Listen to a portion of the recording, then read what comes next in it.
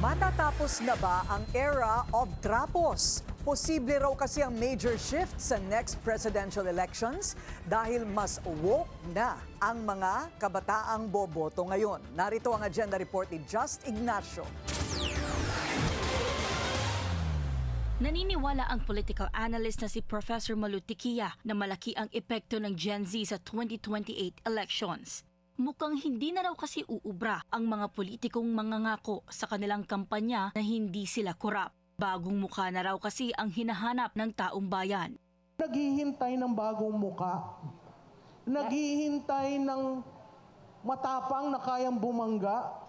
Kasi tingnan nyo, pag ina-analyze nyo si Kiko Barsaga at saka si Leandro Leviste, they won July, proclaimed July. They hit national consciousness October, November, in 5 months. A congressman has never done that. Kailangan daw tandaan ng mga politikong tatakbo na 60% ng total registered voters ay Gen Z. Kaya naniniwala siya na sa 2028 inaasahan ng mga bagong muka sa pamahalaan.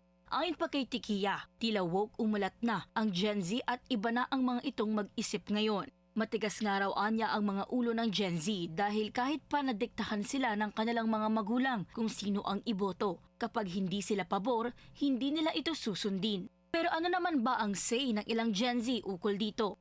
Yes po, para po sa akin. Kasi syempre, every year parang nagkakaroon tayo ng changes sa ating generation, ganyan. And nagkakaroon din po tayo, every generation nagkakaroon na rin ng mga knowledge regarding that. And also, syempre, mas nagkakaroon po tayo ng point of view sa kung ano nga bang yung mga tama at hindi na nangyayari sa paligid natin. Depende siguro kung sino yung maayos at saka magaling mag natin, yung sa bansa natin, yung community.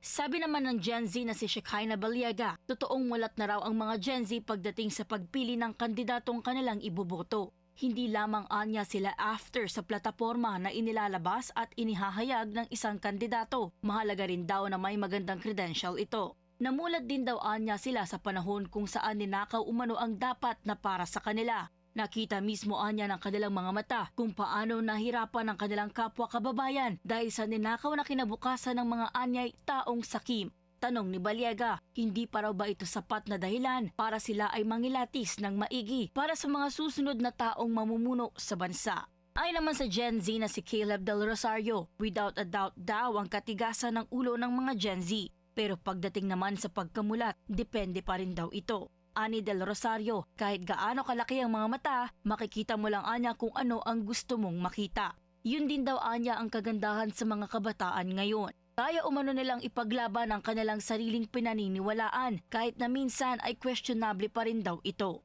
May mga nakikita na rin anya siyang bagong muka pero parehas pa rin daw ito sa apelyido sa nakaupo ngayon. Sa huli, actions speak louder than words at ang pagpili sa tamang kandidato na hindi lamang sa salita matapang kundi sa gawa ay may paninindigan ang tunay na magdidikta sa magiging bukas ng ating bayan. Para sa agenda, Just Ignacio, Billionaire News Channel.